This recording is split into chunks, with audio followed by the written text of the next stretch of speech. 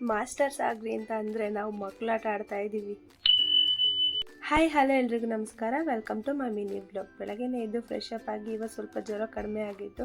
So ಹಾಗಾಗಿ ಕಾಲೇಜ್ಗೆ ಹೊರಡೋಣ ಅಂತ ಬೇಗ ತಿಂಡಿ ಮಾಡಿಕೊಂಡು ತಿಂಡಿನ ಕಲಿಸ್ಕೊಂಡು ತಿಂಡಿ ತಿಂದ್ಕೊಂಡು ನಾನು ಹೋಗಿ ರೆಡಿಯಾಗಿ ನಮ್ಮ ಮನೆಯವ್ರನ್ನ ಕರ್ಕೊಂಡು ಮೊನ್ನೆ ಪ್ಯಾಕ್ ಮಾಡಿದ ಅಸೈನ್ಮೆಂಟ್ ಫೈಲ್ನ ಎತ್ತಾಕೊಂಡು ಕಾಲೇಜ್ ಕಡೆ ಹೊರಟೆ. ನಾನು ಹೋಗೋರೊಳಗೆ ಆಲ್ರೆಡಿ ಕ್ಲಾಸ್ ಸ್ಟಾರ್ಟ್ ಆಗಿತ್ತು. ಸೊ ಹಾಗಾಗಿ ಆಫ್ಟರ್ನೂನ್ ಬಿಟ್ಟಾಗಲೇ ವೀಡಿಯೋ ಮಾಡ್ಕೊತಾ ಇದ್ದೆ.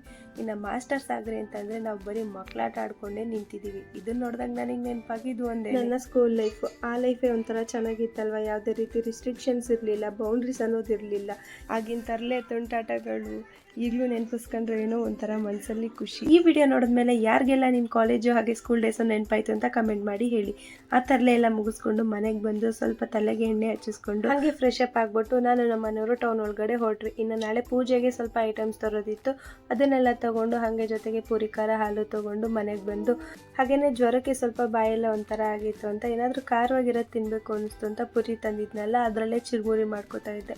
ಅದ್ರ ಜೊತೆಗೆ ಸ್ಟ್ರಾಂಗ್ ಆಗಿ ಒಂದು ಫಿಲ್ಟರ್ ಕಾಫಿ ಮಾಡಿಕೊಂಡು ಅದ್ರ ಜೊತೆಗೆ ಸೀರಿಯಲ್ ನೋಡಿಕೊಂಡು ಇಬ್ಬರು ಕೂತ್ಕೊಂಡು ಹರಟೆ ಹೊಡಿತಾ ಇದ್ರೆ ಟೈಮ್ ಹೋಗಿದ್ದೆ ಗೊತ್ತಾಗಲಿಲ್ಲ. ಈ ಬ್ಲಾಗ್ ಇಷ್ಟ ಆದರೆ ಲೈಕ್ ಮಾಡಿ, ನನ್ನ ಪೇಜ್ನ ಫಾಲೋ ಮಾಡ್ಕೊಳ್ಳೋದು ಮರಿಬೇಡಿ.